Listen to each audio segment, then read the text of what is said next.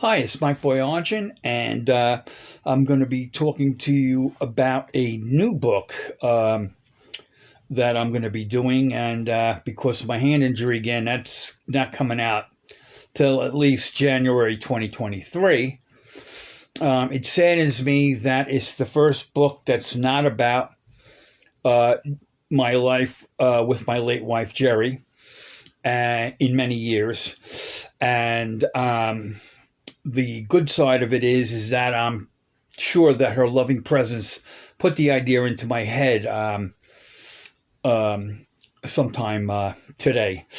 What I notice is that there is a large number of Armenian books out there, not just about Armenia, but all subjects written by Armenians, more than I've ever seen.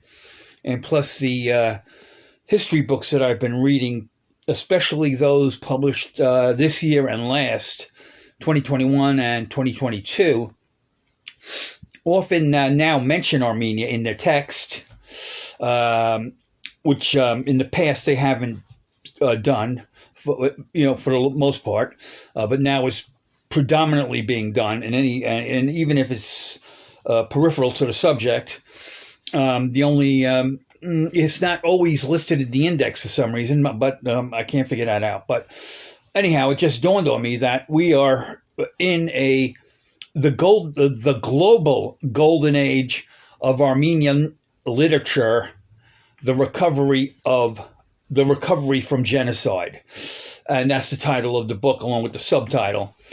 And what I mean is that I believe the multi-generational post-traumatic stress disorder has been overcome finally, in part because the denial of the perpetrators of the 1915 genocide, where 1.5 million Armenians were killed, including my great-grandfather, and along with my father's uncles.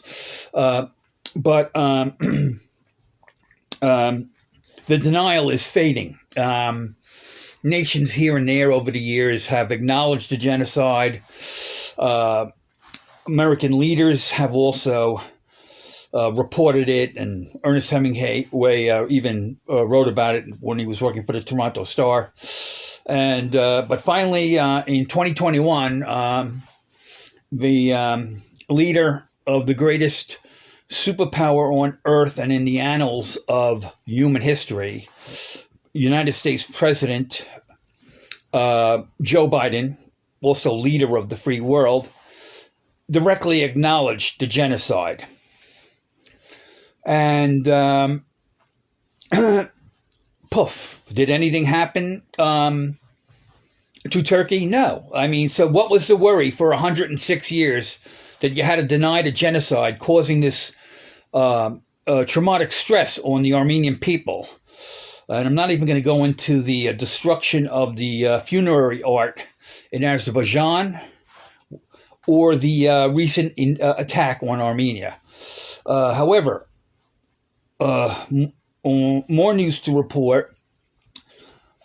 United States Speaker of the House Nancy Pelosi this week, in 2022, October, visited Armenia, met with the leaders, stood with them, and admonished those who attacked Armenia.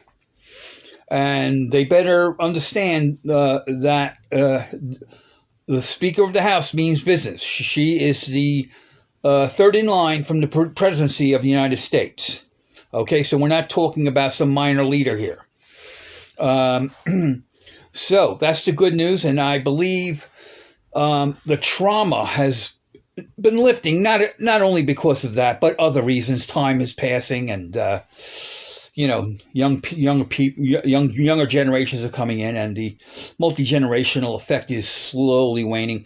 But it's a golden age. Just peruse your online book retailers. Use a search of Armenian, and you're going to see lots and lots of books. That's what gave me the idea, in addition to, over the past year, reading a lot of books written in 2021 and 2022, where Armenia is mentioned in these history books. And I noticed these things. They're popping up, and my book about Armenians in Paris tells the story of how the cultural leaders of Armenia survived the genocide by going to Paris. And it wasn't just people that were killed, it was the culture that was being attempted to be wiped out, which you can see now in Ukraine with the attack by the Russians. They want to wipe out the culture. That's a genocide. I'm sorry, I'm not going to mince words, But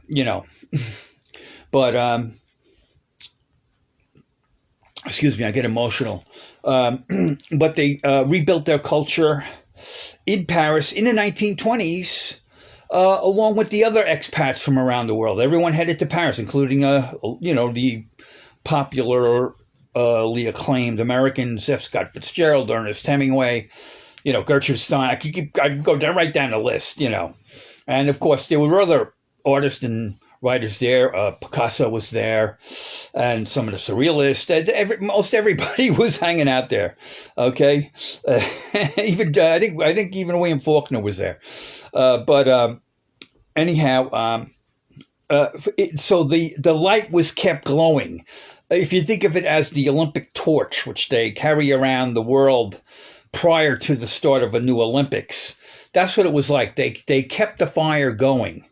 And in the United States, William Saroyan was the big factor, keeping the light glowing in the literary world. And in the interim and below the surface, the academic world of the Armenians pumped out many, many books on Armenia and other subjects that were academic, but built a foundation upon which popular literature could rise up. They were like the soil that would allow the seeds of a new generation to sprout.